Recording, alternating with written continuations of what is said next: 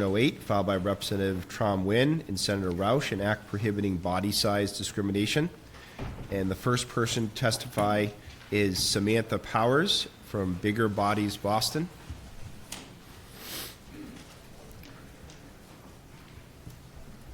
And good afternoon. Good afternoon.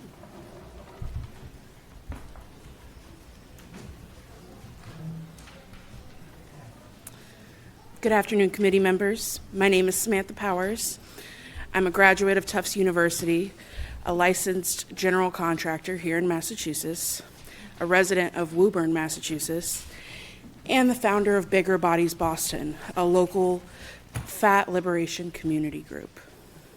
I'm here to support House Bill 1705, also known as Senate Bill 1108, which is an act prohibiting body size discrimination. I fully support this bill, and I hope you will too. I moved here from North Carolina when I was 18, and I stayed because of the great friends, my love of all four seasons, and New England's beautiful historic architecture. I also feel safe in Massachusetts, at least for the most part. As a financially privileged white woman, I have the resources to get medical care and therapy that does not ask me to change my body. Yet even still, when I suffered a back injury 3 years ago, I was made to try everything under the sun before they would give me the safe, affordable, outpatient procedure that was approved. I endured an additional year of limited mobility and significant pain in order to receive the same treatment a smaller person would have received immediately. I'm sure that you've heard stories like mine before, including today from my fellow testifiers.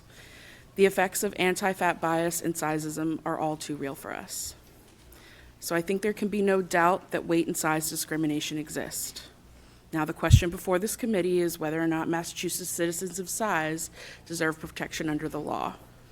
I wonder why it's even a question, really.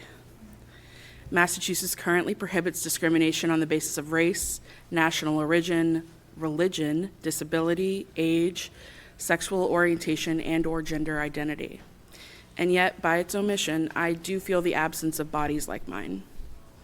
So I ask that you, as my government, protect both large and small people from the discrimination many of us face on a daily basis.